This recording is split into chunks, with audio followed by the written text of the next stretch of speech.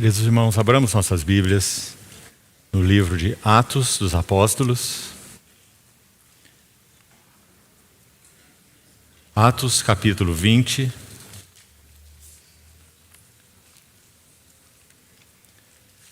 Verso 24.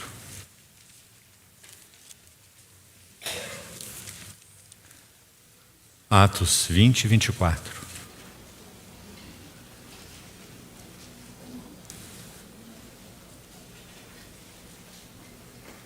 Porém, em nada considero a vida preciosa para mim mesmo, contanto que complete a minha carreira e o ministério que recebi do Senhor Jesus para testemunhar o Evangelho da graça de Deus. Também vamos à primeira epístola de Pedro, 1 Pedro capítulo 5.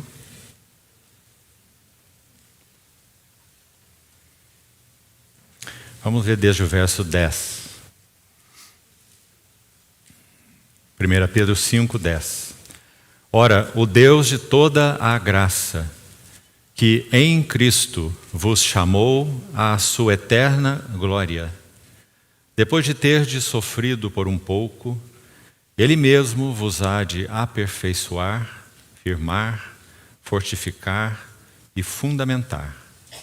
A Ele seja o domínio pelos séculos dos séculos. Amém. Por meio de Silvano, ou Silas, que para vós outros é fiel irmão, como também o considero, vos escrevo resumidamente, exortando e testificando de novo que esta é a genuína graça de Deus. Nela estai firmes. Ontem fizemos uma introdução nessa epístola aos Gálatas e, sobretudo, buscamos mostrar, amados irmãos, a importância de termos a verdade do Evangelho fundamentada em nossos corações como casa de Deus, igreja de Deus. 2 vezes na epístola aos Gálatas, ontem nós vemos apenas uma das menções. No capítulo 1 está uma, no capítulo 2 está outra. Exatamente na primeira sessão, que tem como tema a graça. Nós vimos que Paulo menciona o termo, a verdade do Evangelho. Ele o faz no capítulo 1, ele o faz no capítulo 2. 2 vezes, numa carta tão pequena, Paulo enfatiza essa questão da verdade do Evangelho. Por quê? Porque as igrejas, no plural, igrejas da Galácia, estavam sofrendo o assédio de judaizantes, e então tendendo a voltar à observância de preceitos religiosos que têm a ver com sombras, com tipos, e que não contém então nenhuma realidade. Quando ele escreve aos Colossenses, ontem também fizemos menção, a chamada heresia colossense, como vários eruditos a chamam quando estudam esse livro, era uma combinação ainda mais danosa de judaísmo com filosofia oriental. Então entram aquelas questões das emanações dos anjos, como é mencionado no capítulo 2, o pretexto de humildade e etc. E também as questões ligadas a preceitos cerimoniais. Então, quando Paulo trata esses assuntos, o zelo, o fogo ardente no seu coração está resumido nesta frase: a verdade do Evangelho. No capítulo 2, quando ele menciona essa expressão, verdade do Evangelho, algo inusitado ocorre. Pedro, na sua fragilidade, ele assume uma posição inadequada. Quando os judeus vêm ao encontro daqueles que ali estavam, e ele que até então comia com gentios, se aparta dos gentios por causa da chegada dos judeus. Então o apóstolo Paulo, ousadamente, ele repreende a Pedro publicamente. Ele diz que ele fez isso para que a verdade do Evangelho não fosse afetada. Então, tão importante essas 2 menções nessa pequenina carta. E então nós temos, no meio de tantas vozes, meus amados irmãos, que já eram ouvidas no tempo do apóstolo Paulo, e muitas, assim no nosso. Nós nos lembramos das palavras do Senhor registradas em João 10, nas quais ele diz assim: as minhas ovelhas ouvem a minha voz. Eu as conheço. Elas me seguem. Eu lhes dou a vida eterna. Jamais perecerão eternamente. E ninguém as arrebatará da minha mão. Olha o que ele diz em seguida: aquilo que o meu Pai me deu é maior do que tudo. A que ele está se referindo? Claramente às ovelhas. Aquilo que o meu Pai me deu é maior que tudo. E das mãos do Pai ninguém pode arrebatá-las. E ele conclui assim: eu e o meu Pai somos um. Então, meus amados irmãos, continuamos os nossos dias com esse imenso desafio. Reconhecermos, em meio a tantas vozes, e algumas delas são muito sutis, porque, como dissemos também ontem, não colocam Cristo de lado. Associam algo a Cristo. Inevitavelmente, esse algo associado a Cristo, por causa de cobiças, paixões, vulnerabilidades, fragilidades dos nossos corações, se tornam, essas coisas, maiores do que Cristo. E assumem um lugar de centralidade. Então, é muito evidente para nós, quando lemos todas as 13 epístolas de Paulo, especialmente quando fazemos cuidadosamente, nós vemos que esse era o foco, era o centro da carga do seu coração. Colossenses 1, você se lembra? Ele diz, quando ele escreve as glórias de Cristo ali, ele diz: para em todas as coisas ter a primazia. Citando mais uma vez o irmão Austin Sparks, ele diz assim: o teste de toda a obra chamada cristã, seja ela em que contexto esteja, é um só. 2 pontos. Quanto de Cristo há nisto? Quanto de Cristo há nisto? Nessa palavra, nesse livro, nesse encontro, nessa conferência, nessas mensagens. Podemos até ir além, nesses relacionamentos. Quanto de Cristo há? Meus irmãos, a sublime ocupação nossa como cristãos é Cristo mesmo, para o conhecer e o poder da sua ressurreição, a comunhão dos seus sofrimentos, conformando-me com Ele na sua morte. Não que eu tenha já obtido a perfeição, mas prossigo para o alvo. Irmãos, perguntas honestas, sinceras, precisam ser feitas por todos nós. E talvez essa seja, me parece claro que realmente é, a mais essencial. No nosso quarto secreto. Entra no teu quarto, fechada a porta, ore teu Pai que está em secreto. E pergunte: Senhor, Tu és verdadeiramente o foco, o centro e o motivo do meu coração? O Senhor nunca responde perguntas que não lhe foram feitas. Então, que necessidade nós temos em dias tão desafiadores, de tantas vozes? Nenhum de nós poderia falar isso com um sorriso nos lábios. O cristianismo tem sido afetado frontalmente por muitas vozes estranhas. E nós somos responsáveis por discernir a voz do pastor em meio a tantas vozes. Então, graças ao Senhor por essa bendita palavra e promessa que temos da parte dele, como já citamos em João capítulo 10. Minhas ovelhas ouvem a minha voz, não seguem a voz dos estranhos. Agora, meus irmãos, há uma condição, sem dúvida, uma condição prévia, para que essa voz do Senhor seja discernida. Qual é? É desejarmos ouvir a voz do Senhor.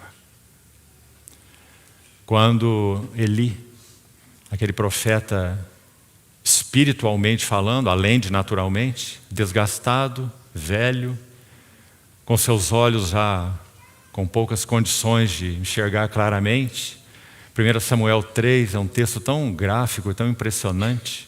Diz que quando a lâmpada do Senhor estava para se apagar, Eli foi para o seu lugar, assim está na versão em português, ele foi se deitar no seu lugar costumado. Que interessante. Parece que realmente aquele sacerdote já não tinha mais nenhuma condição de exercer um serviço vivo, fresco, novo a Deus. Então ele estava lá no seu lugar costumeiro, deitado no seu canto. E antes que a lâmpada de Deus se apagasse, meus amados irmãos, não fosse a fidelidade do Senhor, não só através dos chamados avivamentos ou despertamentos espirituais, através deles também, e bendito seja o Senhor por cada um deles. É por causa deles que nós estamos assentados aqui. Mas vai além disso. Pequenos movimentos do Espírito Santo. Foi editada uma obra, falando nisso me lembrei, inclusive foi disponibilizada aí para os irmãos, a Igreja Peregrina. Essa obra de Broadbent é a melhor obra sobre a história da igreja no que concerne a manutenção da tocha do testemunho do Senhor através dos remanescentes nesses 20 séculos de história da igreja. Há muitas obras sobre a história da igreja e há obras muito boas. Mas essa obra foca especialmente a manutenção do testemunho do Senhor nesses 20 séculos. Então, se vocês observarem, se puderem ler essa obra, vão ver que aqui e ali, em pequeninos grupos ocultos, tantas vezes, o Senhor obteve o que Ele desejava, para que a tocha do seu testemunho fosse preservada, e aqui estamos nós. Mas, meus irmãos, retomando aqui, a pré-condição para ouvirmos a voz do pastor é desejarmos ouvir a voz do pastor. E quantas vezes essa voz do pastor é contundente naquilo que concerne a nós? Nos estremece, vai abalar fundamentos, vai dizer, deixe isso, você está equivocado. Ouvindo a voz do pastor, ouvir a voz do pastor é uma condição prévia para que nós tenhamos verdadeira sensibilidade espiritual. Paulo, quando ora pelos filipenses, ele diz assim, que o vosso, eu também faço esta oração, Filipenses capítulo 1, que o vosso amor aumente mais e mais em plena percepção. Uma versão alternativa desse versículo diz assim, para discernirdes o que tem realidade e o que não tem realidade. Outra tradução do mesmo texto vai dizer assim, percepção para discernirdes entre coisas que diferem. Paulo ora pelos filipenses, para que eles tenham discernimento espiritual entre coisas que diferem. São parecidas, muitas vezes. São imitações da realidade, muitas vezes. Ontem nosso querido irmão nos lembrou ontem à noite sobre o candeeiro no santuário. Você sabe que no livro de Êxodo há 2 elementos de ouro que são muito destacados, além de outros, claro, mas que se contrapõem no mesmo livro, Êxodo, candeeiro de ouro e bezerro de ouro. Os 2 são de ouro, porque a obra mestra do inimigo é imitação. Ele não tem poder criativo. Somente o nosso Senhor tem poder criativo. Então a obra mestra do inimigo é imitar a realidade. Como já nos foi lembrado, 1 talento de ouro, ou 1 bloco de ouro, como dizia nosso irmão, foi usado para fazer tanto o candeeiro quanto os apagadores e as espevitadeiras. De um único talento de ouro, a unidade gloriosa dessa obra de Deus, da luz de Deus, expressa no candeeiro. Talhado por obra de escultores. Maçaneta por maçaneta e flor por flor. 6 hastes. Uma obra de arte estupenda. Porque o Espírito Santo encheu de sabedoria aos artífices para que realizasse essa obra. Essa é a história do candeeiro. E o bezerro de ouro? O povo peregrinava no deserto, Êxodo 32, e Moisés se demorava no monte. Então o povo se desesperou. Será que aconteceu com esse Moisés? Ele sumiu, nos tirou do Egito, nós estamos aqui no nada.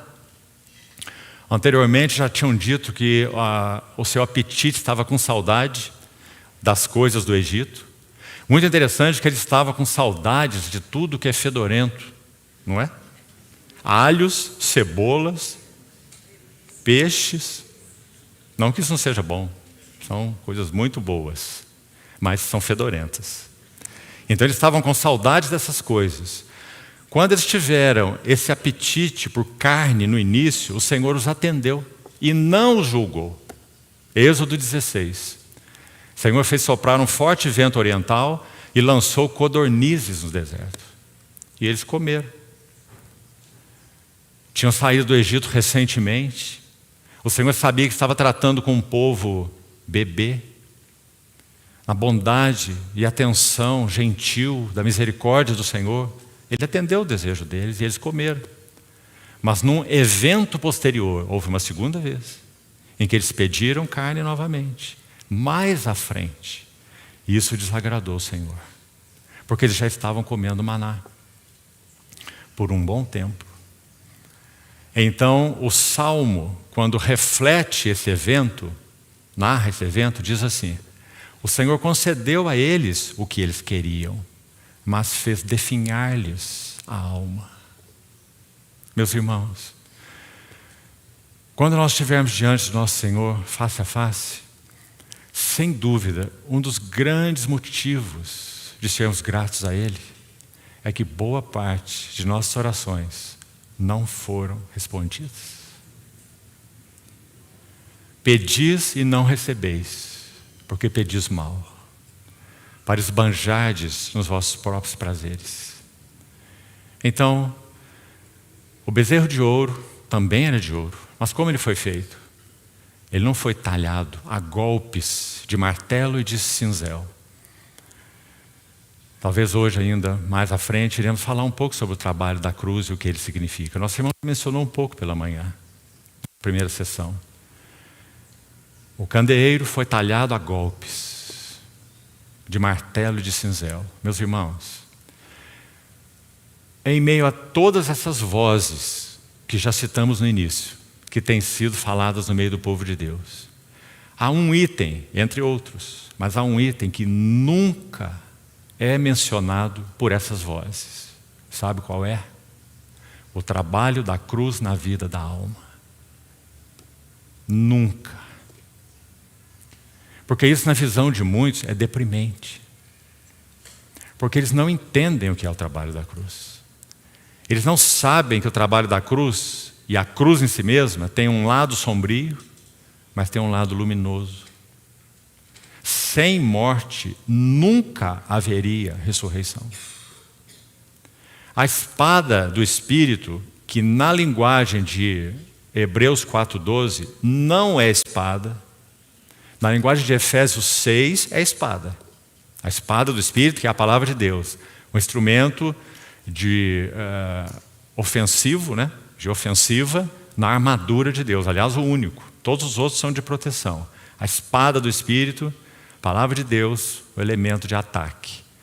Mas essa espada, em Hebreus 4, nas versões da maioria de nós que temos na mão, lá está a palavra espada. A palavra de Deus é viva e eficaz e mais cortante que qualquer espada de 2 gumes. O termo ali não é espada. O termo ali é adaga. É uma faca curta de no máximo 50 centímetros, máximo, que o sacerdote usava, não o guerreiro, mas o sacerdote usava para destrinchar o sacrifício. E é essa relação que é feita em Hebreus, porque o tema de Hebreus não é batalha espiritual.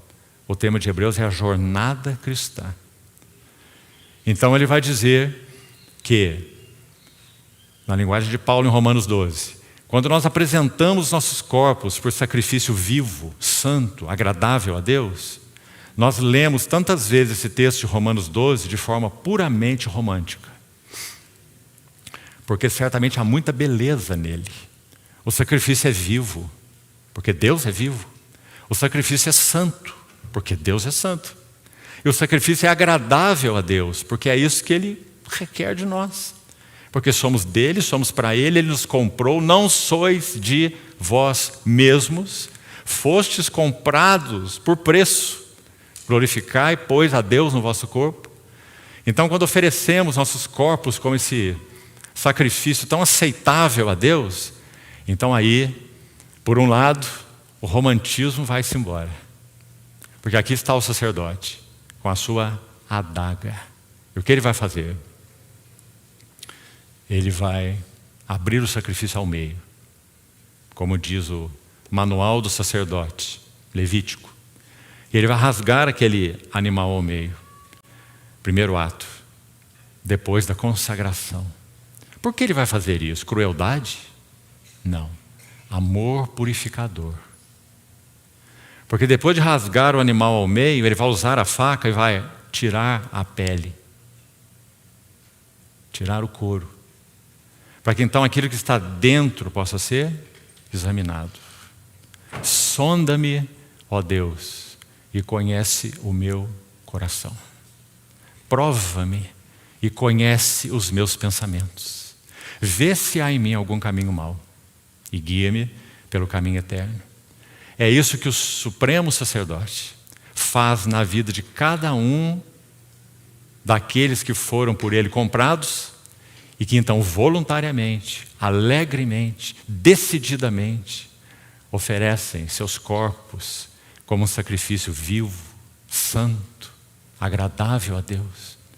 Então, quando aquelas entranhas no animal aberto por essa adaga são tiradas do corpo do animal, você se lembra o próximo passo?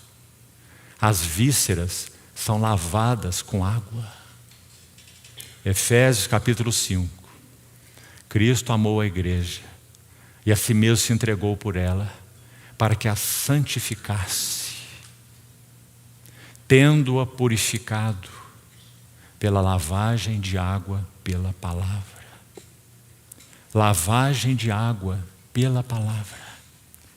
Para que ele pudesse apresentá-la a si mesmo, uma igreja como ele é, gloriosa.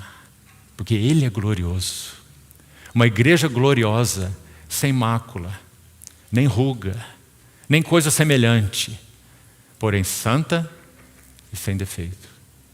Então, meus irmãos, é isso que o Espírito Santo está fazendo, porque veio habitar em nós para fazer nas nossas vidas.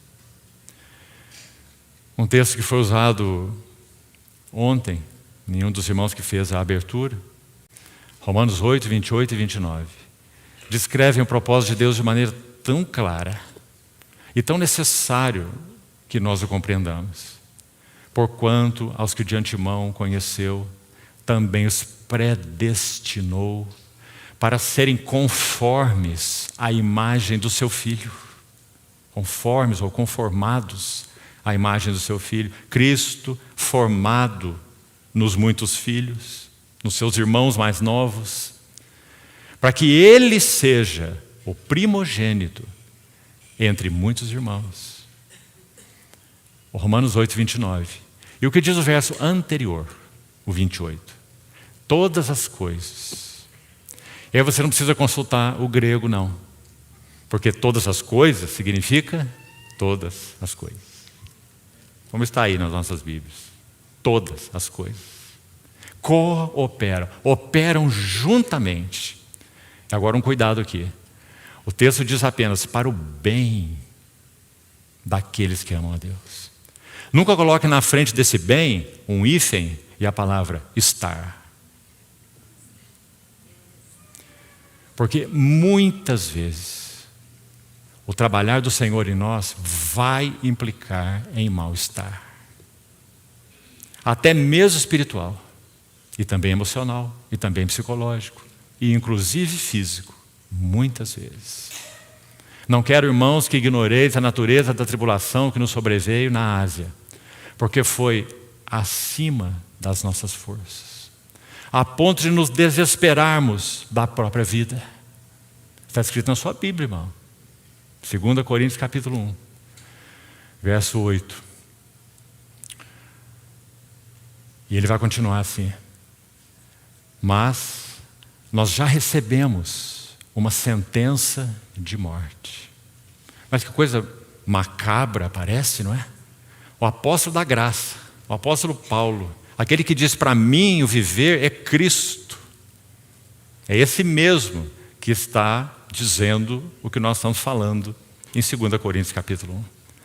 Já recebemos sobre nós uma sentença de morte. Agora olha o propósito: para que não confiemos em nós mesmos. Aí está o nosso problema, irmão. Confiamos nos nossos recursos, confiamos em nossas capacidades, confiamos em nossa experiência. Irmãos, que coisa triste há anos atrás. Eu ouvi dois irmãos, mais do que simples irmãos, entre os irmãos, assim digamos.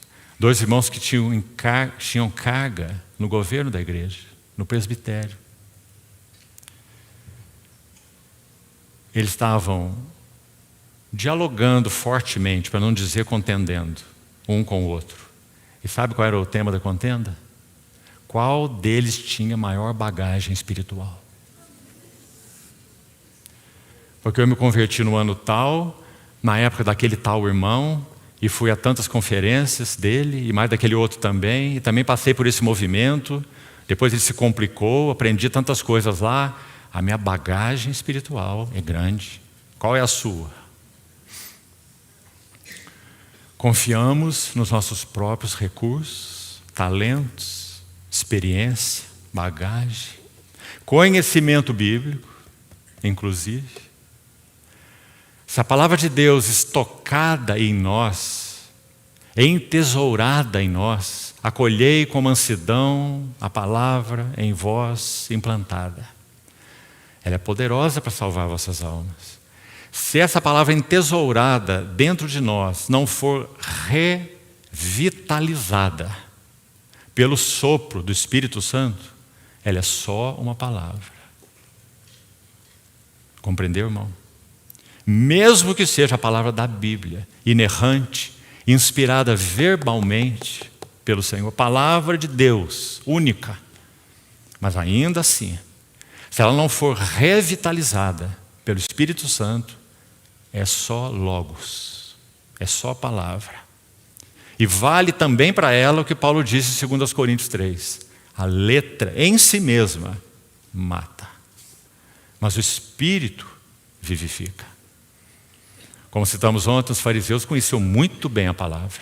Examinai as Escrituras, julgais ter nelas a vida eterna, e são elas que testificam de mim. Como que dizendo, vocês fazem bem, e é isso que tem que ser feito, é a palavra de Deus.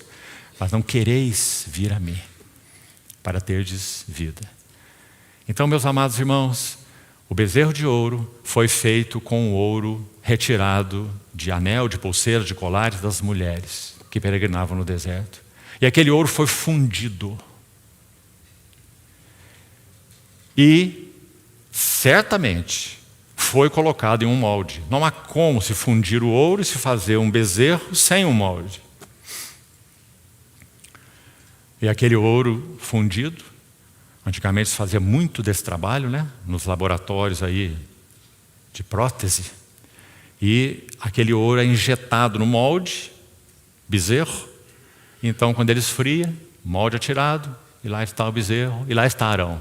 Estes são os teus deuses, ó Israel, que te tiraram do Egito. Meus irmãos, qual lição tiramos aqui? Primeiro,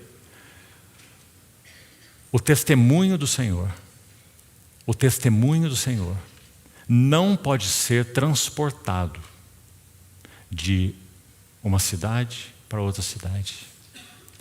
A igreja do Senhor, o testemunho vivo do Senhor, só pode ser produzido por golpes do martelo e do cinzel.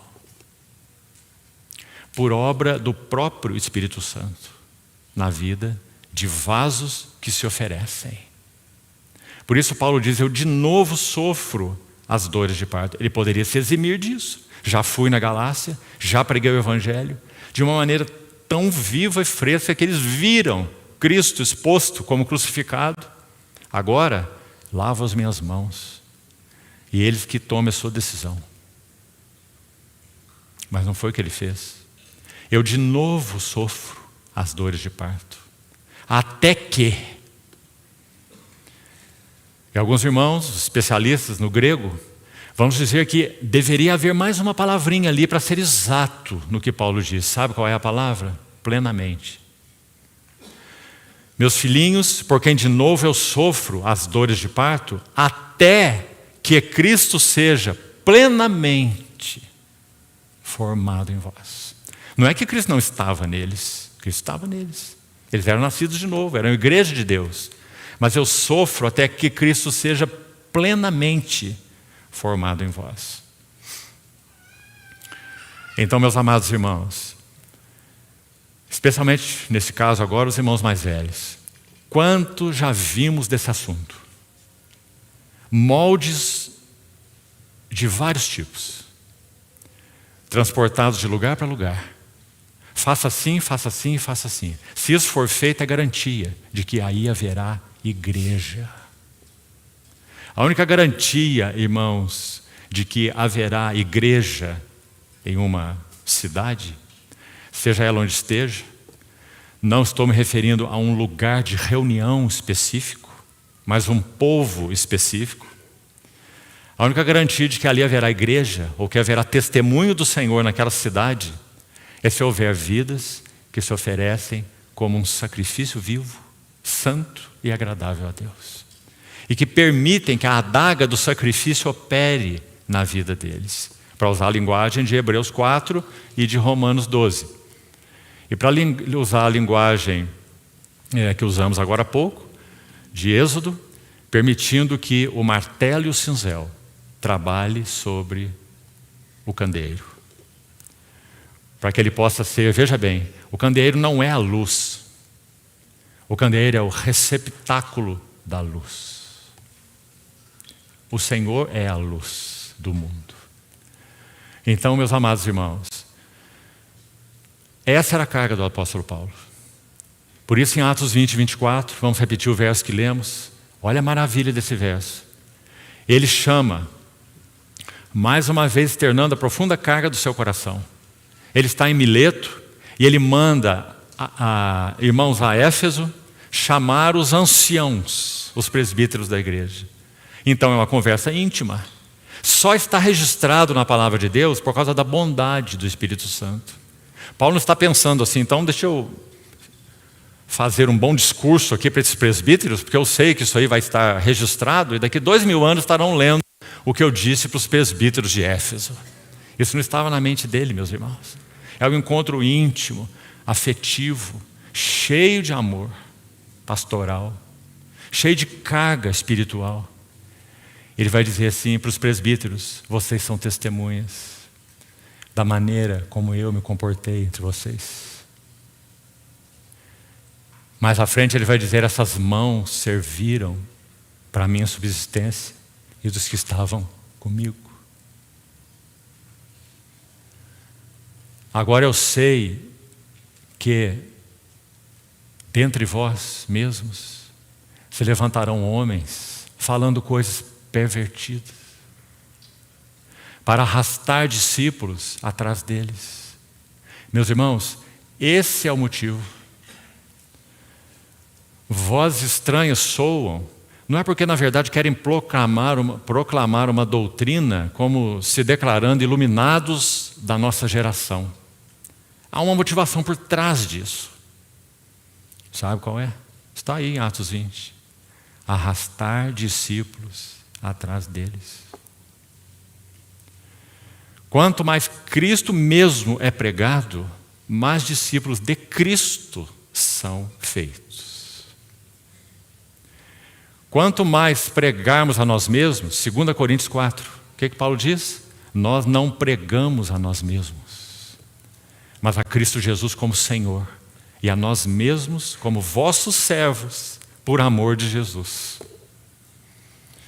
Então, quanto mais Cristo é pregado, mais discípulos Ele tem. Quanto mais pregamos a nós mesmos, mais discípulos nós temos. Agora eu sei que no meio de vós, depois da minha partida, penetrarão lobos vorazes, que não pouparão o rebanho. E que dentre vós mesmos se levantarão homens falando coisas pervertidas para arrastar discípulos atrás deles. Agora, pois, eu vos encomendo ao Senhor e à palavra da sua graça, que tem poder para vos edificar e dar herança entre todos que são santificados. De ninguém cobicei prata, nem ouro e nem vestes. E ele diz que ele aprendeu do Senhor aquele mandamento: mais bem-aventurado é dar do que receber. E ele conclui assim: estou certo de que vocês nunca mais verão o meu rosto. Estamos falando um pouco dele, porque ele é o autor de Gálatas. Ele é autor de mais 12 epístolas no Novo Testamento. A metade, em termos de livros, a metade do Novo Testamento foi escrito por esse vaso que antes era um blasfemo, insolente e perseguidor da igreja. Eu sei que agora não vereis mais o meu rosto. E eu vos protesto que de agora em diante, veja isso, eu estou limpo do sangue de todos vós, porque eu jamais deixei de vos anunciar todo o conselho de Deus. E lemos esse texto de Atos 20, por todos esses motivos que já citei aqui, mas veja o que falamos agora por último: anunciar todo o conselho de Deus. Ontem, quando nós falamos um pouco sobre aquele movimento Hyper Grace, nós dissemos daqueles dois perigos relacionados a ele, perigos imediatos, né? Além de outros. O antinomianismo: não há regras, não há lei, não há preceitos, só acabou, a graça cobre tudo, o sangue do Senhor já tudo perdoou, não é? Como eles dizem, antinomianismo. E também falamos sobre a licenciosidade ou a libertinagem, consequências imediatas de um ensino como esse. E enfatizamos um aspecto do lado positivo, ligado a equilíbrios fundamentais. E me lembrei agora, que fiz uma referência a Isaías 28, mas não citei aos irmãos. Isaías 28, versos 10 e 13. Em ambos os versos, Isaías 28, versos 10 e 13, é dito assim: a palavra do Senhor vos será. Será para o seu povo o quê? Preceito e mais preceito. Regra sobre regra. E finalmente, veja, um pouco aqui, mas também um pouco ali. Equilíbrios fundamentais. Meus irmãos, se o inimigo de Deus não obtém sucesso em arrancar uma verdade da igreja, a sua estratégia é bem mais sutil. Ele vai buscar empurrar o povo de Deus para apenas um lado da verdade. Você ouviu bem isso, irmão?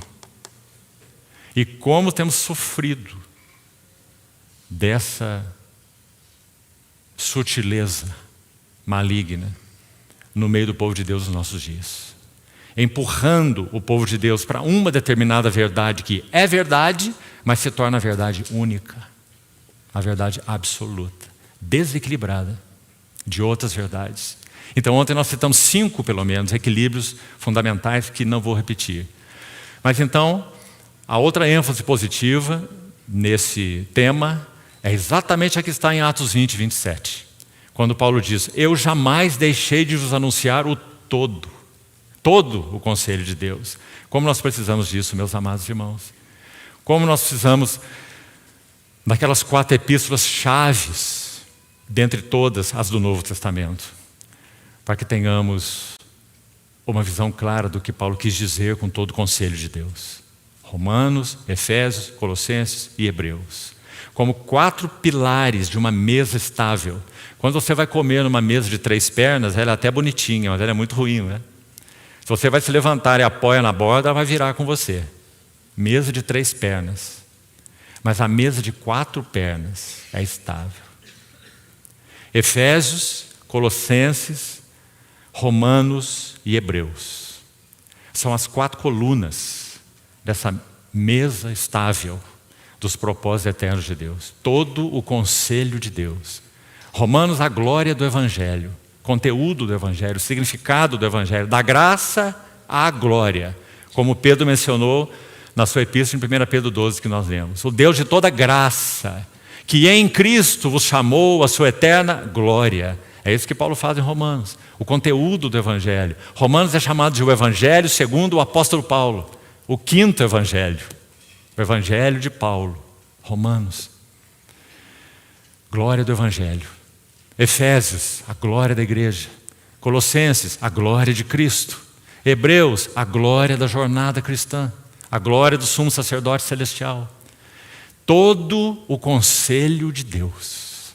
Do contrário, meus irmãos, nós iremos nos derivar para caminhos desequilibrados. O Senhor nos ajude nisso também. Ainda dentro do texto de Atos 20, o verso 24 que estávamos citando, voltemos a ele, diz então assim: porém, em nada eu considero a vida preciosa para mim mesmo. Aí está mais uma frase que deve ser objeto nosso de intensa oração. Você não acha? Porque, meus irmãos, nós consideramos as nossas vidas preciosas para nós mesmos em muitos aspectos. E a questão mais sutil aí e mais perscrutadora para nós é que a grande maioria desses aspectos, se somos cristãos que amamos o Senhor, se somos cristãos que temos compromisso com o Senhor, como certamente, pela bondade do Senhor, creio, é a realidade, talvez para todos nós aqui, a imensa maioria de nós, então isso se torna mais sutil para nós, porque aí vão entrar as coisas lícitas, e tão boas que o Senhor nos tem concedido, bênçãos, dádivas. Nós temos mais próximos ou mais distantes, caminhado com muitos irmãos que estão aqui há muitos anos. Não é assim? Nós nos conhecemos, a grande maioria dos que estão aqui, e alguns há muito tempo. Então vamos nos sondar diante do Senhor. Quão necessário é que nós possamos compreender nesse assunto da licitude, das bênçãos, das dádivas tão lindas que o Senhor, galardoador dos que o buscam, tem concedido a nós, mas como elas são capazes de nos distrair daquele que é o centro. Alguns aqui, por exemplo, mais velhos, já são vovôs e vovós. Dizem que isso aí é a cereja do bolo. Não é assim? E eu já tenho 6 cerejas. Sou um privilegiado, né? Mas vamos pensar, meus amados irmãos. O que Paulo quis dizer com isso? Escute. Todas as coisas me são lícitas, mas eu não me deixarei dominar por nenhuma delas. Nós, vovôs, não vivemos para os nossos netos. Nós os amamos. E como eles nos amam, né? Ouvi uma história de um irmão muito interessante. Um vovô e uma vovó. E tiveram o primeiro netinho. Então um irmão, observando a relação deles com esse netinho, disse assim: esse menino, ele ama a vovó dele. E citou o nome dela. Esse menino, ele ama a vovó dele. Mas ele é louco pelo vovô dele. Coisa boa ouvir isso, né? Então, realmente é uma experiência maravilhosa. E muitas outras. Como o Senhor nos tem abençoado, não é? Todos nós temos muito mais do que nós precisaríamos ter. Tendo sustento e com que nos vestir, estejamos contentes. Mas esse é um padrão para ele, que ele viveu, Paulo. Para nós, oh, meus irmãos, são pares de sapatos que precisam de uma centopeia para conseguir usar. Não é? Muito mais do que nós precisamos. Não é verdade? Todas as coisas me são lícitas, mas nem todas me convêm. Todas as coisas me são lícitas, mas nem todas me edificam. Essa companhia, esse relacionamento, essa coisa, esse assunto não me edifica. Todas as coisas me são lícitas, finalmente. Terceira vez que ele menciona isso. Mas eu não me deixarei dominar por nenhuma delas. Nós apreciamos tanto o apóstolo da graça, irmãos. Porque ele foi um vaso tão especialmente talhado pelo Senhor para ser um modelo. Se tivermos tempo, vamos seguir um pouquinho com isso também. 1 Timóteo 1. Um modelo para todos os que hão de crer nele para a vida eterna. Mas quando ele fala coisas assim, sentença de morte sobre nós, quando ele fala sobre levar sempre no corpo o morrer de Jesus, então parece que nós não queremos ouvi-lo, né? Deixamos isso mais de lado. Quando ele fala ainda mais assim, escute, eu esmurro o meu corpo, eu reduzo a servidão. Palavras eruditas, né, do João Ferreira de Almeida. Você está entendendo o que ele quer dizer? Ele está dizendo, meu corpo não me governará. Nenhum dos seus desejos me governará. Minha fome não me governará. Meu sono não me governará. Meus apetites não me governarão. Eu esmurro o meu corpo e eu reduzo a servidão. Ele é meu servo, porque se ele for o meu Senhor, eu estou aniquilado. É o que ele fala, porque ele segue assim: reduzo o meu corpo, esmurro o meu corpo e eu reduzo a escravidão. Para quê? Tendo eu pregado para outros, eu mesmo não seja desqualificado. A palavra para desqualificado é reprovado. Então, meus amados irmãos, quanto nós precisamos de compreender essas coisas. Que o Senhor nos ajude, então. E, na verdade, tudo que falei aqui não estava programado, não. É uma introdução, vamos fechar o parênteses. Introdução de meia hora. Vamos voltar para o nosso assunto. Graça. O apóstolo da graça. Vamos ver o que mais que ele tem para nos dizer. Vamos abrir então esse texto de 1 Timóteo, capítulo 1. 1 Timóteo, capítulo 1. Verso 12. Sou grato. Essas palavras saindo do lábio dele, você pode imaginar o significado, né? Quem está falando aqui? O Saulo. Sou grato para com aquele que me fortaleceu. A Cristo Jesus, nosso Senhor, que me considerou fiel, designando-me para o ministério. A mim, que noutro tempo era, olha agora, 3 coisas que estão na memória santa de Saulo. Agora Paulo, olha lá. Eu que noutro tempo era blasfemo. Essa é a palavra para difamador. A próxima é perseguidor. É a palavra para molestador. E finalmente, insolente. É a palavra para orgulhoso. Difamador, molestador e orgulhoso. Mas, já falamos ontem quantas vezes Paulo usa o seu mas nas suas epístolas. Mas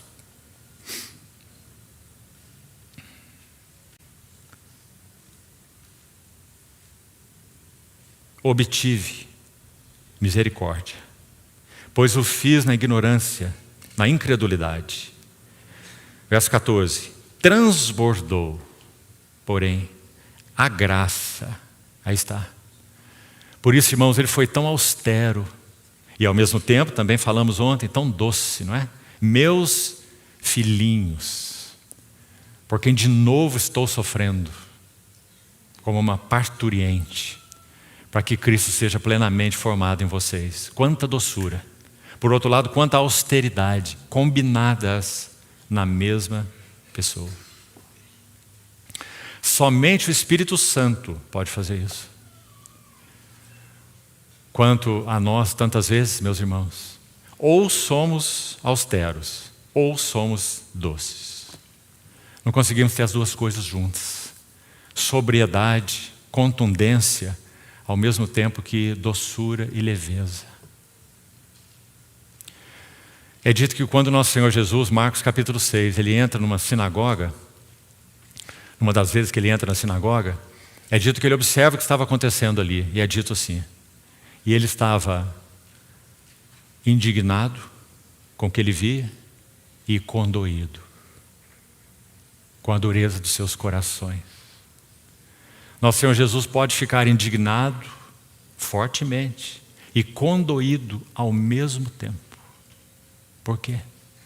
Porque Ele é o varão perfeito de Deus. E aqui nós estamos vendo um vaso que foi forjado pelas mãos dele e que está dizendo a mesma coisa.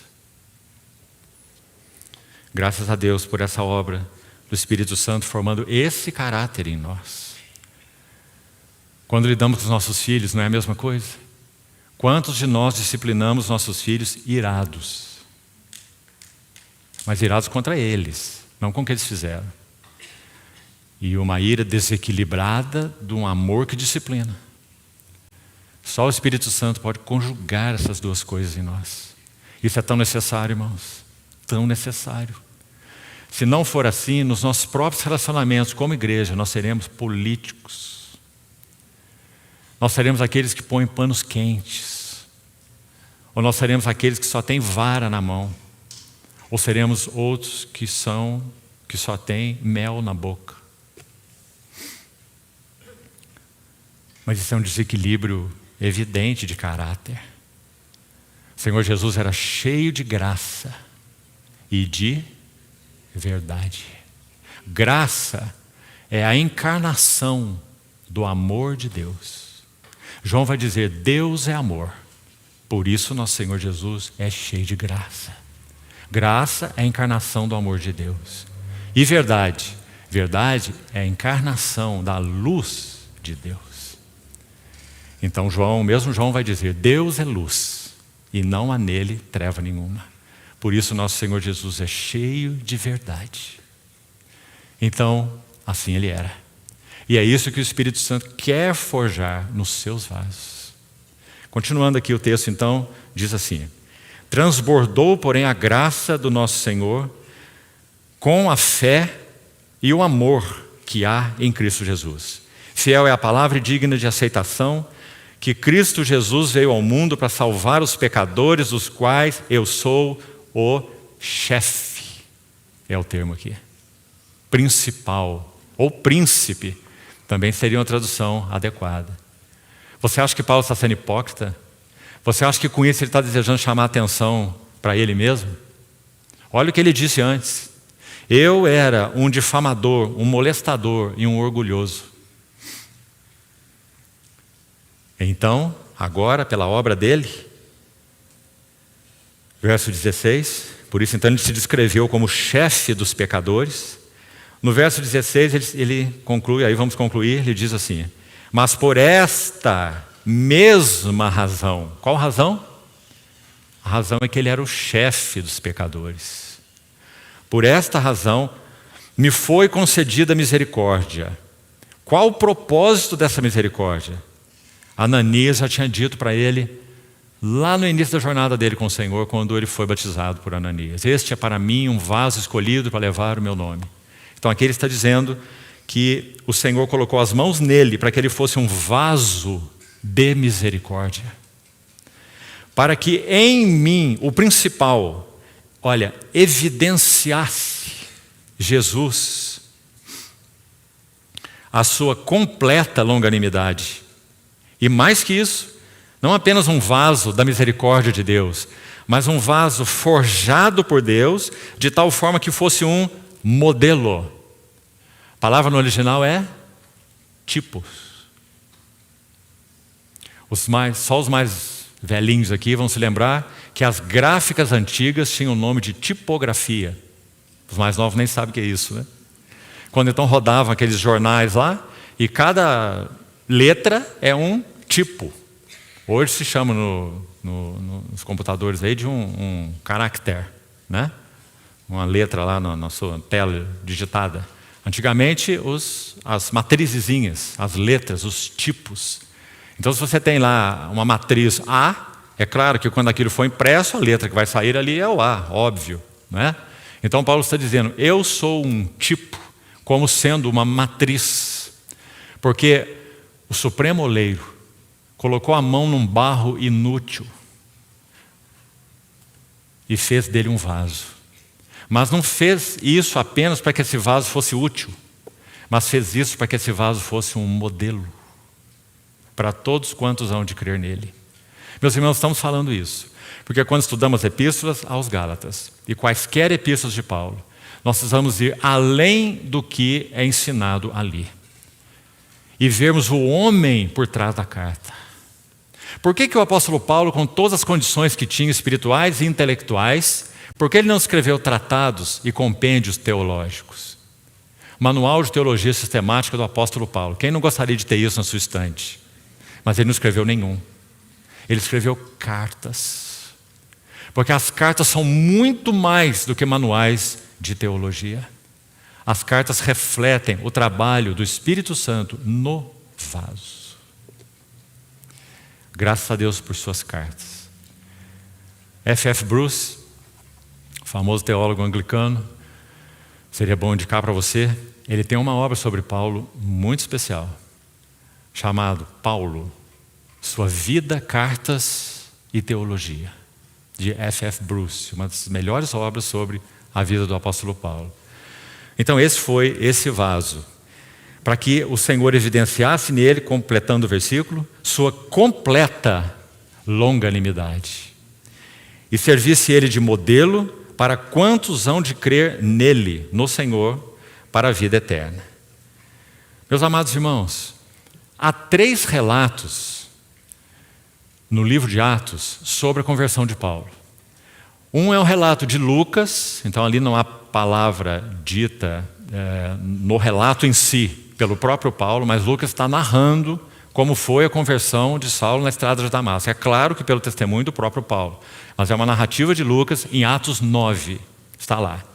Mas depois nós temos 2 testemunhos de Paulo, que então ele mesmo está falando, porque ele está diante de 2 situações diferentes. Uma delas, ele foi a Jerusalém, entrou no templo, alguns o viram lá, houve uma rebelião tremenda, o comandante da guarda teve que assumir a situação, Paulo foi preso, eles já estavam espancando a Paulo, eles iriam provavelmente matar a Paulo. Então o comandante da guarda viu aquela rebelião irresponsável, chamou centuriões para lidar com aquela rebelião, tiraram Paulo dessa turba que estava já espancando a ele. Então depois que tudo se acalmou, silêncio, ele foi dar o seu testemunho.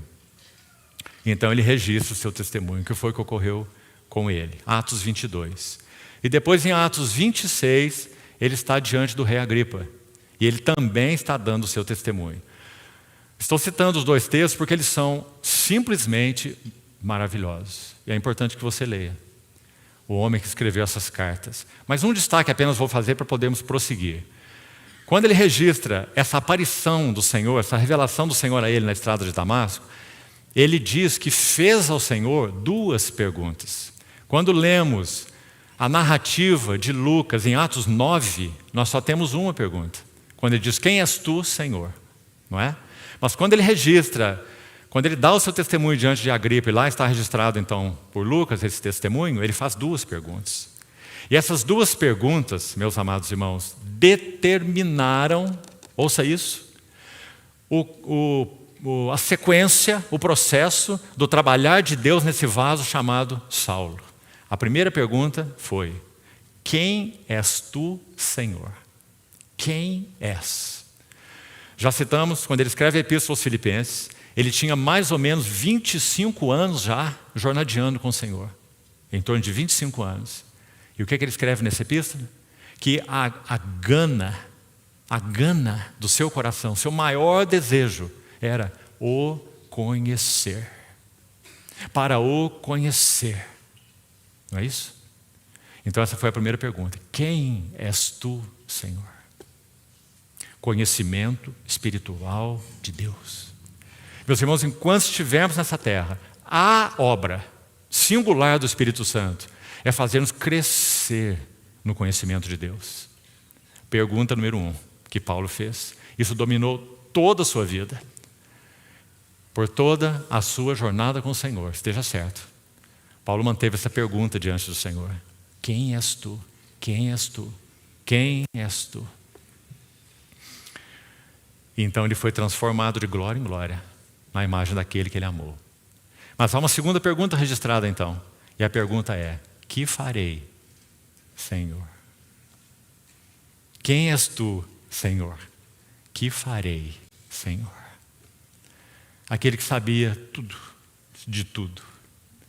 Ninguém dava ordem para Saulo de Tarso. Ninguém dizia para ele o que fazer. Quanto aos jovens da minha idade, quando fui instruído aos pés do Gamaliel, eu me avantajava a todos da minha idade. Mas agora, derrubado na estrada, cego, impotente, levando aqueles golpes que citamos, 11 anos de silêncio, como também já mencionamos, diante do Senhor. Então agora as perguntas estão com Ele e serão mantidas em toda a sua jornada. E assim deve ser conosco.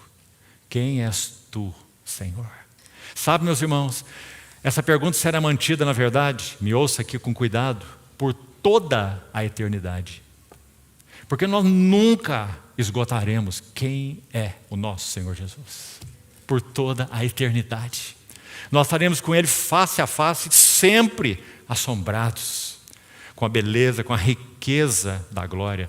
Efésios é uma epístola chamada de superlativos. Paulo não tem mais como amontoar palavras, inspirado pelo Espírito Santo. Então ele faz o que pode. Porque o autor da Bíblia não é apenas o Espírito Santo, né? É o Espírito Santo através de vasos humanos e de linguagem humana.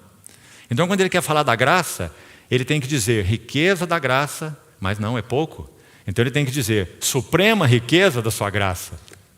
Quando ele vai falar da glória, também é pouco. Então ele tem que dizer riqueza da glória, mas ainda é pouco. Então ele tem que dizer a suprema riqueza da sua glória.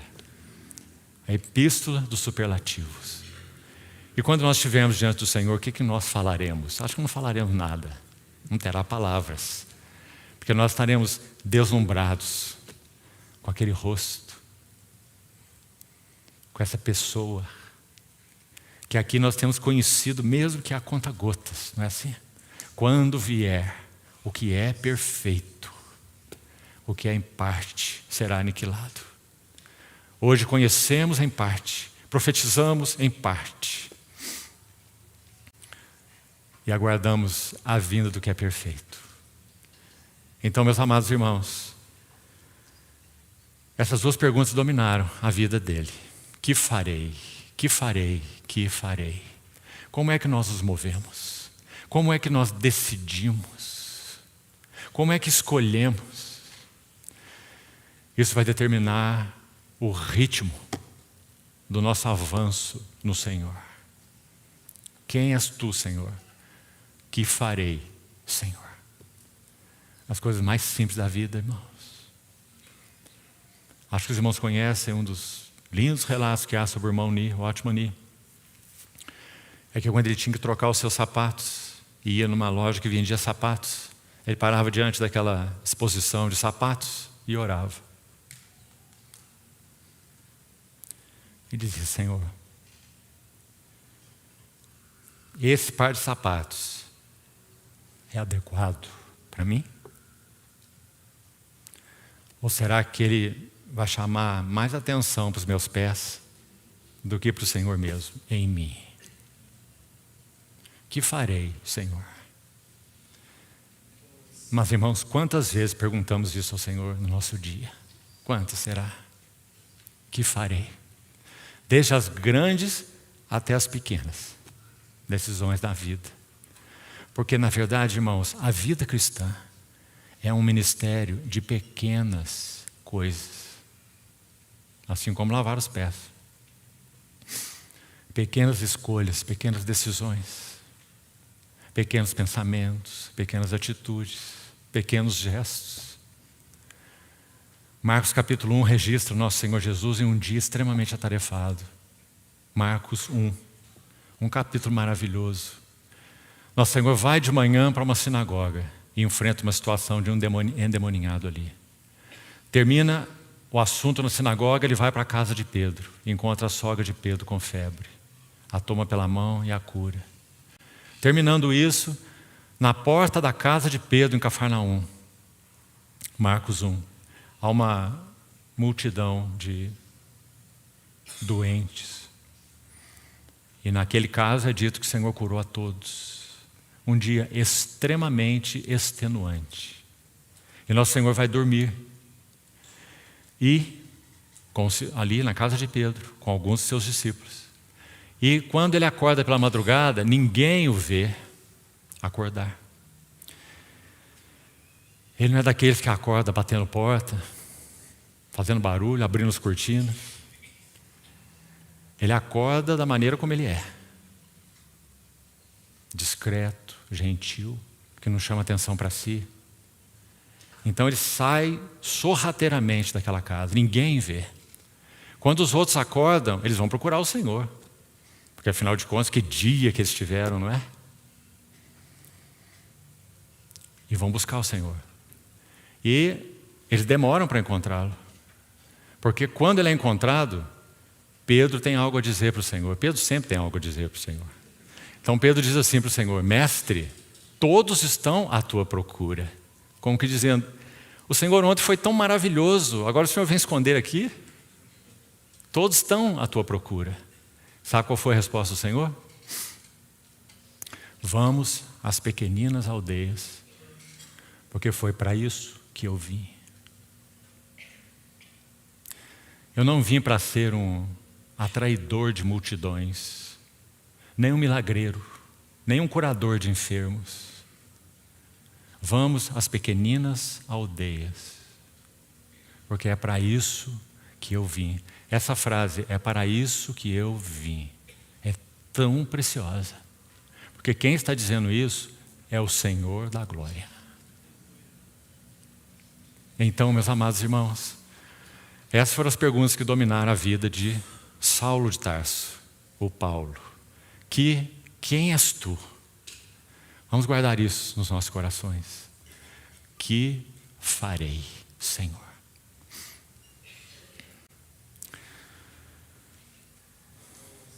Seguindo no livro de Gálatas, vamos voltar a ele, por favor. Seguindo, não, começando, né? Não conseguimos começar até agora. Gálatas, capítulo 4. Vamos lá. Na verdade, irmãos, falamos muito sobre o conteúdo dos capítulos 1 e 2, que é exatamente graça. Graça. E lendo os textos que lemos, então fica evidente o que era graça para esse homem, para esse apóstolo, chamado apóstolo da graça, o apóstolo Paulo. Então isso é graça para ele. Tudo que desviasse a atenção dos cristãos desse foco, ele se inflamaria. Ele fala isso escrevendo aos Coríntios, você se lembra? Quem há que tropece, a palavra é escandalize, quem há que se escandalize, que tropece, que eu não me inflame? Nós nos inflamamos pelos que tropeçam? Ou nós falamos, bem feito, ele é cabeça dura? Então, graça, isso é graça para o apóstolo Paulo. Vamos falar um pouco sobre liberdade. Capítulo 4 do livro de Gálatas, versos 4 a 6 diz assim. Ontem nosso querido irmão também nos lembrou desse texto pela noite. Gálatas 4, capítulos 4 a 6. Vamos ver. A partir do verso 4 é suficiente.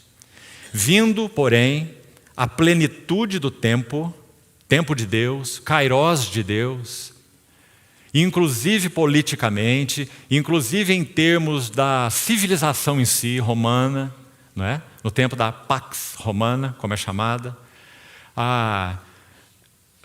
naturalmente falando, aqueles caminhos todos que Roma abriu para todas as suas províncias, não é? Arranjo de Deus, usando mãos de ímpios, assim como ele usou Ciro, para libertar o seu povo.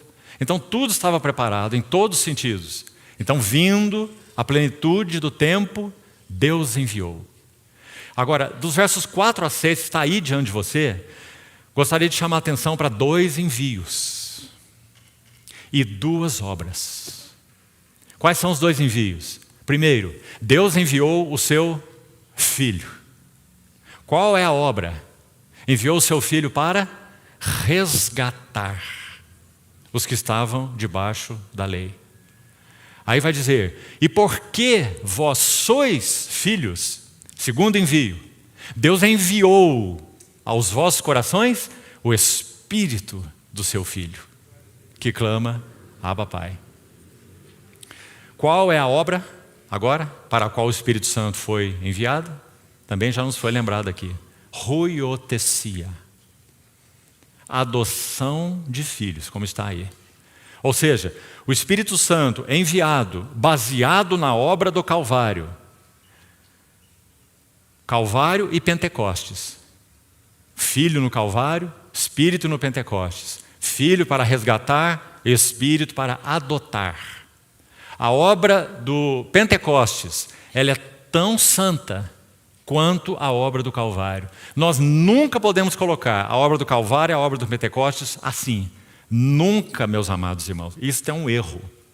A obra do Calvário e do Pentecostes são no mesmo nível nos eternos propósitos de Deus. Por quê? Embora a obra do Calvário seja o fundamento para a obra do Pentecostes, não haveria derramamento do Espírito Santo sem a expiação da cruz. Mas não haveria nada do que foi obtido na cruz, na vida dos santos, se não fosse pelo derramamento do Espírito Santo. Ou seja, a obra que Cristo realizou na cruz seria gloriosa, valiosa, satisfatória ao coração do Pai em si mesmo, mas não realizaria os propósitos eternos de Deus.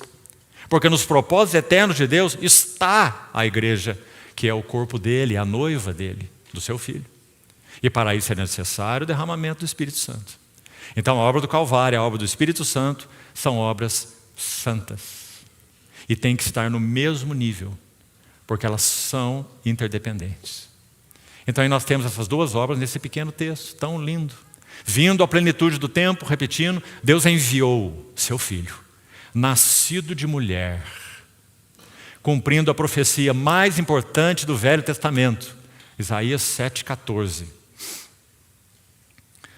E a virgem conceberá, a virgem conceberá, e dará à luz um filho, e ele se chamará Emanuel, que quer dizer Deus está conosco. Deus enviou o seu Filho, nascido de mulher, nascido sob a lei. Para qual obra? Para resgatar os que estavam debaixo da lei, a fim de que recebêssemos a adoção de filhos. E por que sois filhos? Repetindo então, segundo envio, Deus enviou. Graças a Deus por esses dois, Deus enviou. Deus enviou aos nossos corações o Espírito do seu Filho, que clama, Abba, Pai. Então aí estão essas duas obras preciosas. Gálatas 4,19 nós já avaliamos um tanto dele. O teknion, filhinhos, que Paulo usa aqui a única vez em todas as suas epístolas. As demais 8 menções são apenas de João. Nós buscamos diferenciar do teknon. Segundo Strong, o grande erudito, autor da famosa concordância de Strong, ele cita que, ele nos dá o relato de que a palavra teknon aparece 99 vezes no Novo Testamento. Veja que é uma palavra muito mais comum. E a ideia é criança mesmo, teknon. Mas a ideia de teknion, que aparece aí, e depois as 8 vezes, uma no Evangelho de João e 7 vezes na Epístola de João, traduzida como filhinhos. Então nós poderíamos dizer que são criancinhas, coloquemos assim, o teknion, filhinhos. Teknon, crianças. E há ainda uma outra palavra que aparece 14 vezes em todo o Novo Testamento, é a palavra nepios. E essa é interessante também. Também traz a mesma ideia, mas tem distinção também. Então o teknion é filhinhos, o teknon é crianças e o nepios é imaturos. Aparece o nepios aqui, por exemplo, em Gálatas 4, quando Paulo fala assim: enquanto um herdeiro é menor, em nada difere de escravo, A palavra para menor aí é nepios. Está dizendo, enquanto um herdeiro é imaturo, ele não precisa ser necessariamente um bebezinho, nem uma criancinha, certo? Ele é ainda imaturo. Então, enquanto ele é imaturo, ele é como um escravo, mesmo sendo ele senhor de tudo. Gálatas capítulo 4. Também é usado em Hebreus 5, quando é dito assim, aquele que se alimenta de leite é inexperiente, olha isso, inexperiente, na palavra da justiça, porque é criança. A palavra lá não é teknion, não é teknon, é nepios, imaturo. Então isso para constar aí para os irmãos. Agora um outro elemento que nós ainda não mencionamos, com detalhes, nesse verso tão maravilhoso, Gálatas 4,19, é o termo dores de parto. Dores de parto. Meus irmãos, abra sua Bíblia, por favor, enquanto vamos fazendo a citação. Gostaria que você visse na sua Bíblia. Gálatas 1:24. Paulo diz assim, agora eu me regozijo por vós, Colossenses 1:24. Colossenses 1:24. Agora eu me regozijo por vós e preencho o que resta das aflições de Cristo na minha carne a favor da igreja que é o seu corpo. É um verso muito impressionante. Vamos olhar com atenção. Eu vou dizer qual é o motivo dele ser tão impressionante. São as palavras que estão aí. Olha o que Paulo está dizendo. Repetindo. Agora eu me regozijo por vocês. E eu suplemento, é a palavra na língua original, suplemento. O que Paulo está dizendo que ele suplementa? Ele suplementa o déficit. A coisa está ficando mais difícil, não acha? Paulo está dizendo que ele suplementa o déficit das aflições de Cristo na carne dele, na minha carne. Ele diz que faz isso em favor da igreja, que é o seu corpo. Se não formos com cuidado, nós vamos ter muitas dificuldades aí. Então, como é que nós podemos explicar isso que ele está dizendo aí? O que ele quer dizer aí? Estude o versículo com cuidado. Eu já vou te adiantar a conclusão que você vai chegar. Primeiro, Paulo, obviamente, não está falando das aflições que Cristo sofreu na cruz do Calvário. Porque a obra da cruz do Calvário, as aflições de Cristo na cruz, estão consumadas.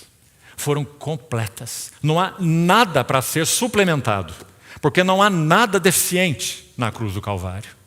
Deus ficou satisfeito com o sangue do Calvário. Então o que ele quer dizer com suplementar o déficit das aflições de Cristo? Então, meus irmãos, nós temos que separar duas coisas aqui. As aflições de Cristo para a redenção da igreja estão plenamente cumpridas. Mas as aflições de Cristo para a edificação da igreja estão em curso. Mas estão em curso não exatamente em Cristo, mas estão em curso através da vida dos vasos de Cristo. Ficou claro, irmãos? Então Paulo está dizendo, esse noivo celestial que cumpriu cabalmente a obra do Calvário, redimindo o seu povo, ele ainda aguarda algo. Ele aguarda que os redimidos sejam adornados. E para que os redimidos sejam adornados, as aflições de Cristo para a edificação da igreja, não para a redenção dela, cuidado. Mas as aflições de Cristo para que a noiva seja ataviada, para que o número do povo de Deus seja completado, para que a igreja possa ser gloriosa, adornada, virgem pura para um só esposo que é Cristo. Eu vos tenho preparado para vos apresentar, você está vendo? Como uma virgem pura para um só esposo que é Cristo. Por isso eu receio que assim como a serpente enganou a Eva com a sua astúcia, sejam corrompidas vossas mentes e se apartem da simplicidade e da pureza que são de Cristo. Você vê? Essas são as aflições de Cristo, que ele disse, eu as suplemento na minha carne, porque ele me chamou para cooperar com as cargas do seu coração. E as cargas do coração do Senhor não estão ligadas apenas à redenção. As cargas do coração do Senhor estão ligadas à edificação do seu povo. Redimir é uma coisa, edificar é outra coisa. Então aí o verso fica claro para nós. E tão precioso. Porque, irmãos, é claro, na medida de cada um de nós, e cada um de nós tem uma medida. A medida da fé e a medida da graça, Romanos 12, que Deus concedeu, que Deus repartiu a cada um. Cada um tem uma medida, mas todos têm uma medida de cooperação nesse processo de edificação. Então, em princípio, esse verso vale para todos nós, e isso são dores de parto. Preencho na minha carne. Vamos lembrar o que ele disse em Atos 20, 24. Quando eu olho para a minha vida, buscando parafrasear Paulo então, quando eu olho para a minha vida, eu não considero que minha vida é preciosa para mim, para os meus interesses, para os meus caminhos, para o meu deleite, para o meu prazer, para a minha satisfação, para o meu bem-estar. Não considero minha vida preciosa para mim, considero-a preciosa para completar a carreira e para cumprir o ministério. Foi o que ele falou lá, de testemunhar o evangelho da graça de Deus. É assim. Então, queridos irmãos e irmãs, creio que assim podemos nos aproximar do que ele quis dizer com dores de parto. Agora vamos fazer a pergunta para nós, porque conhecer não basta, né? Nós experimentamos algo dessas dores de parto. Quantas vezes aqueles que tiveram a oportunidade de ouvir nosso querido irmão hoje com o Senhor, depois de tantos e tantos anos servindo o nosso Senhor, Stephen Kong, mais de uma vez ouvimos falar sobre travail. O que é travail? Dor de parto. A igreja não pode ser edificada sem dores de parto. Ontem nós também citamos uma expressão de Sparks, não é? Uma igreja que não sofre pela sua vida, ela é fraca e ineficiente. Agora, já que estamos falando sobre essa questão de dores de parto, de aflições de Cristo, e já estamos quase concluindo, queria ler com os irmãos, o texto é mais longo um pouco, 2 parágrafos, mas por favor, concentre-se aí, se estiver dormindo, dá um jeito, porque você vai ouvir um texto de Sparks, especificamente sobre dores de parto, especificamente. Olha o que ele disse, olha a profundidade desse texto, a importância dele e que ele seja objeto de oração para nós e de realidade espiritual para nós. Antes de lê-lo, quero reforçar isso. Sem dores de parto, sem nos oferecermos para que seja cumprido, suplementado em nós as aflições do nosso Senhor para o adorno, para a edificação da sua noiva, a sua noiva, sem esses vasos, ficará deficiente. Você pergunta, mas como? E eu te respondo, se o Senhor quisesse fazer essa obra sozinho, Ele já teria feito há muito tempo. E a igreja não estaria nessa terra. Ele foi quem decidiu. E se você tiver qualquer conflito, resolva com Ele. Paulo vai dizer assim, de Deus nós somos cooperadores. Foi Ele quem decidiu. Ele quis fazer assim. Todos nós temos que admitir, não é? Que se de alguma forma nós pudéssemos ficar de lado, quem sabe anjos vindo do céu e pregar um evangelho puro aqui na terra, poderia ser um caminho, mas não seria o caminho. Porque anjos não compreendem nada de redenção. Os caídos estão julgados. Os que não caíram são anjos eleitos. O Senhor decidiu salvar pecadores, para que a sua imensa longanimidade, bondade, misericórdia, redentora, amor de paixão, fosse revelado a eles, o Espírito eterno de amor e de comunhão da Trindade unicamente, não de anjos. Anjos não têm a natureza de Deus, anjos não participam disso, nada. Esse Espírito de Deus fosse enviado para morar em vasos humanos, terrenos, para que esses vasos pudessem ser forjados e cooperarem com a obra de Deus na terra, que tem a ver com o eterno propósito de Deus em Cristo Jesus. Irmão, há algo maior do que isso para ocupar os nossos corações, amados irmãos e irmãs. Tudo para o que dedicamos tempo e energia nessa terra, por mais precioso que possa ser, e há muita coisa preciosa para a qual dedicamos tempo, sim, mas são efêmeras, temporárias.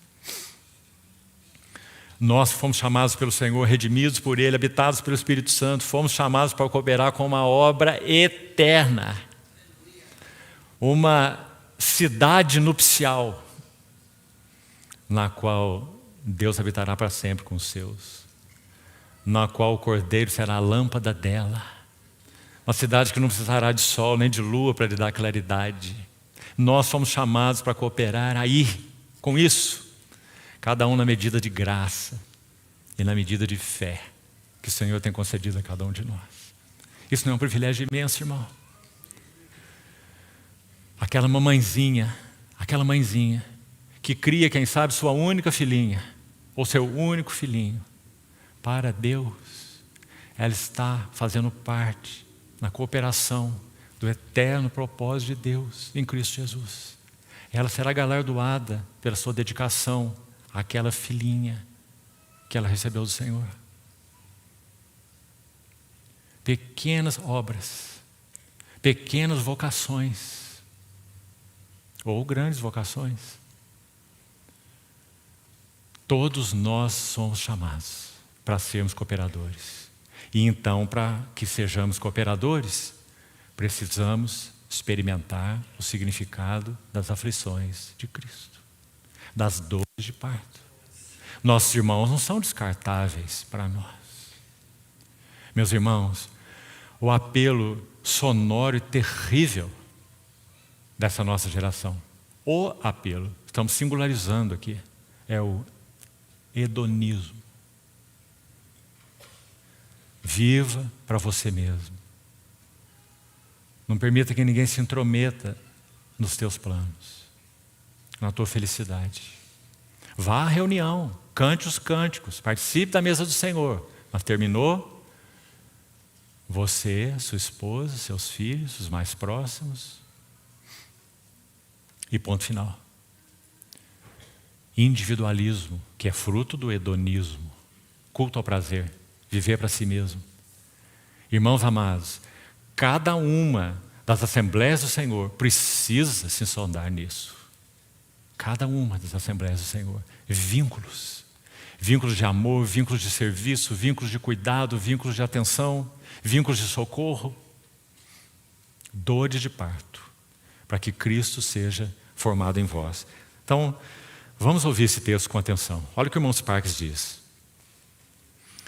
Embora Deus haja soberanamente com a sua mão, quando a demanda, a tragédia e o desvio são intensos e evidentes, essa é a história dos avivamentos, Deus agindo soberanamente com a sua mão, quando a demanda, a tragédia e o desvio são intensos e evidentes, Ele não seguirá adiante até que encontre um vaso, seja ele pessoal, seja ele coletivo, ou vasos, se quisermos também, né? No plural.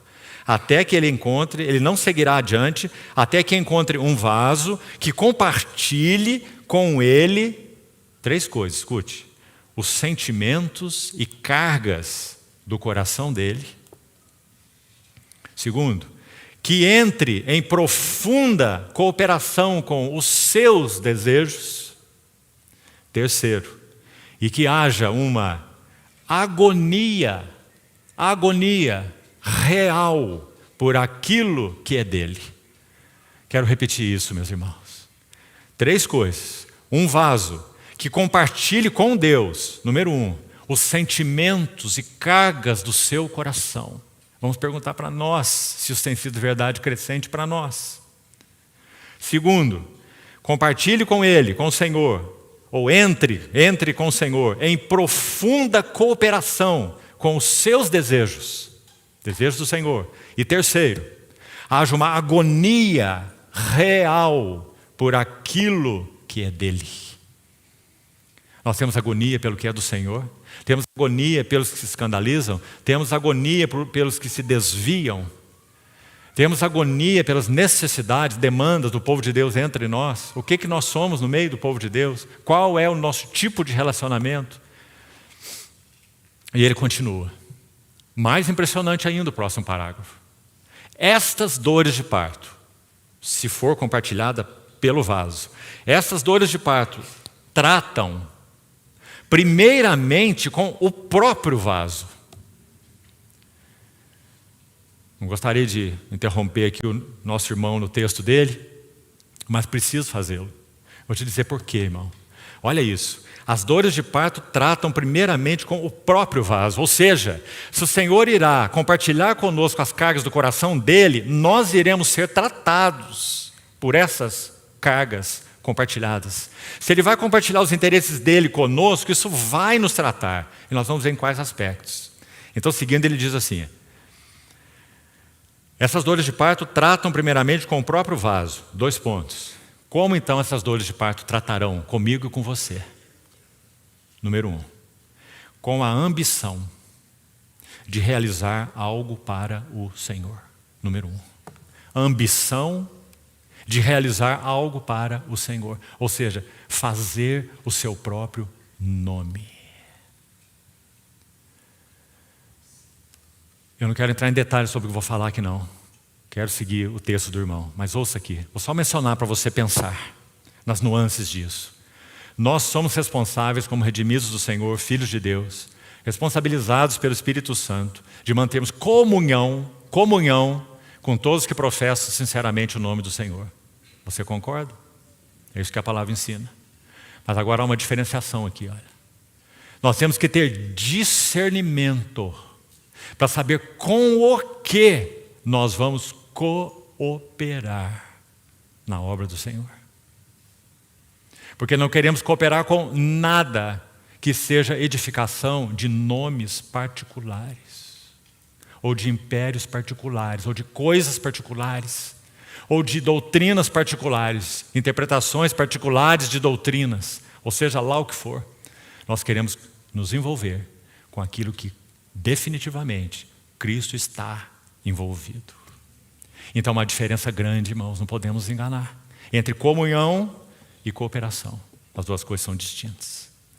Então, essas dores de parto tratam com o vaso, repetindo, primeiro, com a ambição de realizar algo para o Senhor. Segundo, olha isso, estar em evidência numa determinada posição de serviço. Nós servimos para quê? Para estar em evidência. Terceiro, ou ainda na sequência aqui, estar em evidência numa determinada posição de serviço, sendo gratificado, sendo honrado e sendo apreciado. Qual a motivação do nosso serviço? E por último, concluindo aqui o texto do nosso irmão. Essas dores de parto filtram, esquadrinham, provam e examinam profundamente o vaso. Você lembra de Jeremias escrevendo? Ezequiel, na mesma linha, basicamente igual. Quando a palavra do Senhor foi dada a eles, era como mel na sua boca. Mas quando ela desceu ao seu ventre, era amarga. Compartilhando com o Senhor as demandas, os sentimentos e as cargas do coração dele. O Senhor pede coisas para Ezequiel que são inusitadas. Ele dormiu 180 dias, se não me engano, de um mesmo lado do corpo. Depois teve que dormir um outro número de dias do outro lado do corpo. Depois foi dito a ele, pelo Senhor, que ele cozinhasse a comida dele usando como combustível fezes de homem. Ezequiel achou tão estranho aquilo. O que será que o Senhor está fazendo, irmão? O que significa essas coisas? O Senhor está comunicando para o profeta as dores, os sentimentos do coração dele, ligado ao povo dele, que o tinha colocado de lado por ídolos. E Ezequiel seria o quê? Ezequiel seria um porta-voz de Deus apenas? Ou Ezequiel seria um profeta de Deus, que compartilharia com o Senhor as cargas e demandas e sentimentos do coração dele? Então, essas dores de parto filtram, esquadrinham, provam, examinam profundamente o vaso. E a última frase é: purificando de interesses pessoais naquilo que pertence exclusivamente a Deus. Que texto precioso, irmão. É texto para levarmos para casa e gastarmos muito tempo diante do Senhor, nos vendo no espelho. Nós temos só mais 5 minutos disponíveis.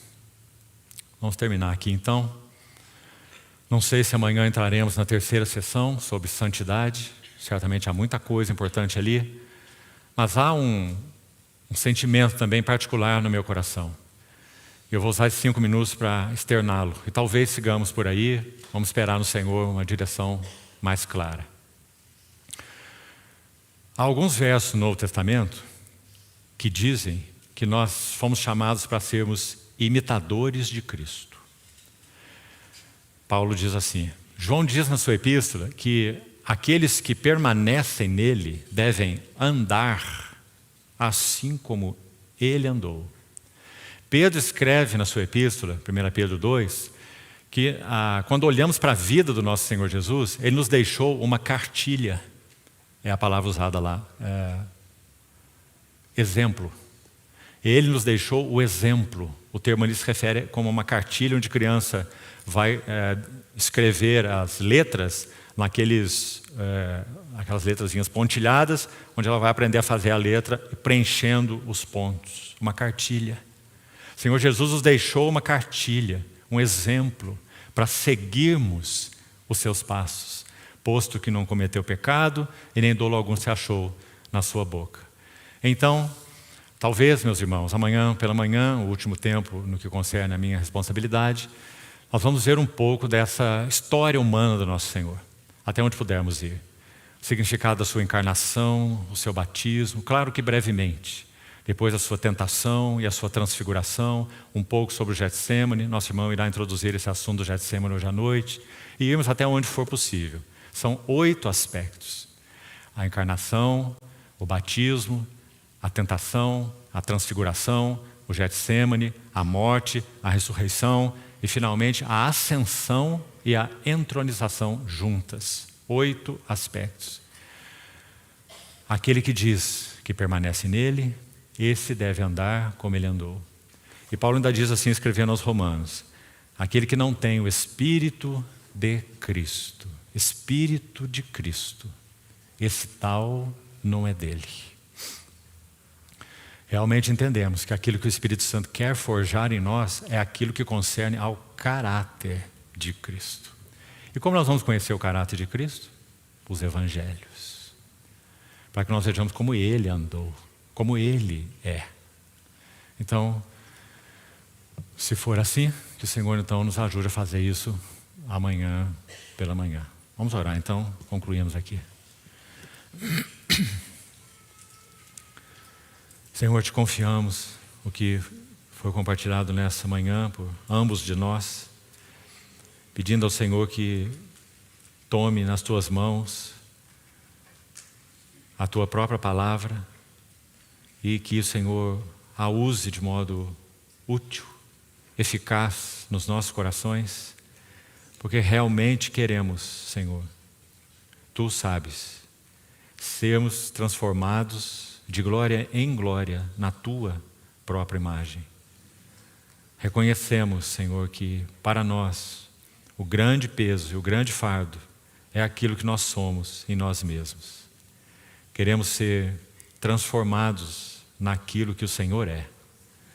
Por isso te pedimos que o Senhor não se incomode com as nossas fragilidades, vulnerabilidades, trejeitos, mas pela tua imensa longanimidade, o Senhor mantenha as tuas mãos nos teus vasos e complete aquilo que o Senhor, por tua graça, iniciou nas nossas vidas. Assim te agradecemos, Senhor, e te pedimos essas coisas confiados exclusivamente no teu precioso nome. Amém.